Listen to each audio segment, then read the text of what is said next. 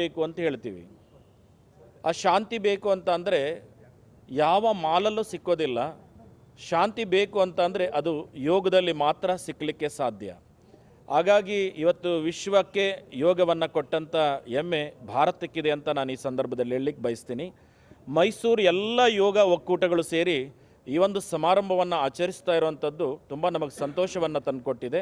ಈ ಸಮಾರಂಭ ತುಂಬ ಅಚ್ಚುಕಟ್ಟಾಗಿ ವಿಶ್ವಕ್ಕೆ ಒಂದು ಸಂದೇಶವನ್ನು ಕೊಡುವಂಥ ಈ ಕಾರ್ಯಕ್ರಮ ಆಗಲಿ ಅಂತ ನಾನು ಆಶಿಸ್ತೀನಿ. ಈಗ ಬೇಬಿ ಬೆಟ್ಟದಲ್ಲಿ ಜನರ ವಿರೋಧದ ನಡುವೆ ಕೂಡ ಟ್ರಯಲ್ ಬ್ಲಾಸ್ಟ್ಗೆ ಸಿದ್ಧತೆ ನಡೆದಿದೆ. ಬಹುಶಃ ಅದು ಸರ್ಕಾರಕ್ಕೆ ಪರ್ಮಿಷನ್ ಕೊಡೋರು ಸರ್ಕಾರ ಮತ್ತು ಜೊತೆಗೆ ಅದನ್ನು ನಿಲ್ಲಿಸೋರು ಸರ್ಕಾರ. ಅದಕ್ಕೆ ಆದಂಥ ಒಂದು ಇಲಾಖೆ ಇದೆ ಮತ್ತು ಅದಕ್ಕೆ ಆದಂಥ ಒಂದು ತಂಡ ಇದೆ. ಪರ್ಮಿಷನ್ ಕೊಡೋರು ನಿಲ್ಲಿಸೋರು ಎಲ್ಲ ಅವರೇ ಇರೋದ್ರಿಂದ ಧಾರ್ಮಿಕಕ್ಕೆ ಇದು ಸಂಬಂಧ ಪಡೋದಿಲ್ಲ ಅಂತ ನಾನು ಹೇಳಲಿಕ್ಕೆ ಬಯಸ್ತೀನಿ. ನೀವು ಅಲ್ಲಿ ಮಠದ ಒಂದು ಪೀಠಾಧಿಪತ್ಯವನ್ನು ಕೇಳ್ತಾ ಇದ್ದೀವಿ, ಅದು KRS ಜಲಾಶಯಕ್ಕೆ ಅಪಾಯ ಅಂತ ಜನ ಸೇರಿದ್ರೆ ಎಲ್ರಿಗೂ ಕೂಡ ಆತಂಕ ಇದೆ. ಈಗಾಗಲೇ ಎಲ್ಲವೂ ನಿಲ್ಲಿಸಿದ್ದಾರೆ ಅಂತ ನಾನು ಭಾವಿಸ್ಕೊಂಡಿದ್ದೀನಿ. ಬಹುಶಃ ಅದು ಮಧ್ಯ ಏನಾಗ್ತಾ ಇದೆ ಅದು ಸಿಡಿಸ್ತಾ ಇರೋವಂಥದ್ದು ಗೊತ್ತಿಲ್ಲ ವಿಚಾರ.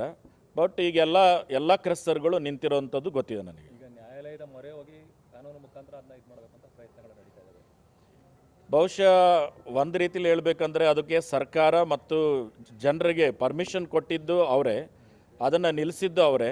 ಅದರ ನಡುವೆ ಮಧ್ಯದಲ್ಲಿ ನಾವು ಯಾವುದೇ ಹಸ್ತಕ್ಷೇಪವನ್ನು ನಾವು ಮಾಡಿಲ್ಲ. ಸರ್, ಈಗ ಈ ಬಾರಿ ಕೂಡ ಮಳೆ ಕೈ ಕೊಡುವಂಥ ಲಕ್ಷಣ ಕಾಣಿಸ್ತಾ ಇದೆ. ಜಲಾಶಯಕ್ಕೆ ನೀರು ಬರ್ತಾ ಇಲ್ಲ, ಏನಾಗ್ಬೋದು? ಜಲಾಶಯಕ್ಕೆ ನೀರು ಬರಬೇಕಾಗಿರೋದು ಅತ್ಯಂತ ಮುಖ್ಯ. ಯಾಕಂದರೆ ಕನ್ನಂಬಾಡಿ ಕಟ್ಟೆ ತುಂಬಿದ್ರೆ ನಮ್ಮ ರೈತರಿಗೆ ಎಲ್ಲ ಕಟ್ಟೆಗಳು ತುಂಬಲಿಕ್ಕೆ ಸಾಧ್ಯ ಆಗ್ತವೆ, ಕೆರೆಗಳು ತುಂಬಲಿಕ್ಕೆ ಸಾಧ್ಯ ಆಗ್ತದೆ. ಅದು ತುಂಬಿದರೆ ನಮ್ಮ ಭತ್ತ ಮತ್ತು ಕಬ್ಬು ಮತ್ತು ಬೆಳೆಗಳನ್ನು ಬೆಳಿಲಿಕ್ಕೆ ಸಾಧ್ಯ ಆಗ್ತದೆ. ಅದು ಬೆಳೆದ್ರೆ ಒಳ್ಳೆ ಬೆಲೆ ಬಂದರೆ ರೈತನ ಜೋಬು ತುಂಬಲಿಕ್ಕೆ ಸಾಧ್ಯ, ಕಣಜ ತುಂಬಲಿಕ್ಕೆ ಸಾಧ್ಯ. ಇಲ್ಲ ಅಂತಂದರೆ ತುಂಬ ಸಂಕಷ್ಟದ ಸ್ಥಿತಿಯನ್ನು ಮಂಡ್ಯ ಜಿಲ್ಲೆ ಎದುರಿಸಬೇಕಾಗ್ತದೆ.